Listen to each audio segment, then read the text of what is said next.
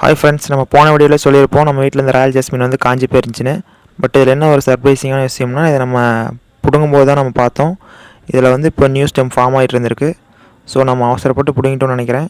சரி, பட் இருந்தாலும் பரவாயில்ல. இதை நம்ம என்ன பண்ணலாம் அடுத்த வீடியோவில் பார்க்கலாம். இப்போ நம்ம வாங்கிட்டு வந்த ராயல் ஜாஸ்மின் வந்து இப்போ நடவு செய்யாது அப்படின்னு பார்க்க போகிறோம். ஒரு சில பேர் வாங்கிட்டு வந்தோடனே நர்சரியிலேருந்து வாங்கிட்டு வந்தோடனே இப்படி கவரை பிரிக்காமலே உள்ளே வச்சுருவாங்க. அது ரொம்ப பெரிய மிஸ்டேக். ஃபஸ்ட்டு எடுத்தோன்னே அந்த கவரை ஃபஸ்ட்டு நம்ம பிரிக்கணும். அப்படி இல்லைன்னா நீங்கள் எத்தனை நாள் வந்து அதை நம்ம மண்ணில் வச்சுருந்தாலுமே செடி வந்து க்ரோ ஆகாது.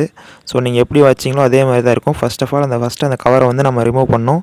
அதுக்கப்புறமேட்டு தான் நம்ம செடி வந்து நடவு செய்யணும். ஸோ இதை ஃபஸ்ட்டு நீங்கள் நோட் பண்ணிக்கோங்க. நம்ம அந்த கவரை பிச்சோன்னே அந்த மண் வந்து உதிராமல் அப்படியே வச்சு தான் நம்ம நடவு செய்யணும். அப்போ தான் கொஞ்சம் ரூட் வந்து நமக்கு சீக்கிரமாக ஃபார்ம் ஆகும். ஸோ நம்ம நடவு செஞ்சதுக்கப்புறம் சுற்றி வந்து நம்ம அதுக்கு தண்ணி நிற்கிற மாதிரி வந்து ரெடி பண்ணணும்.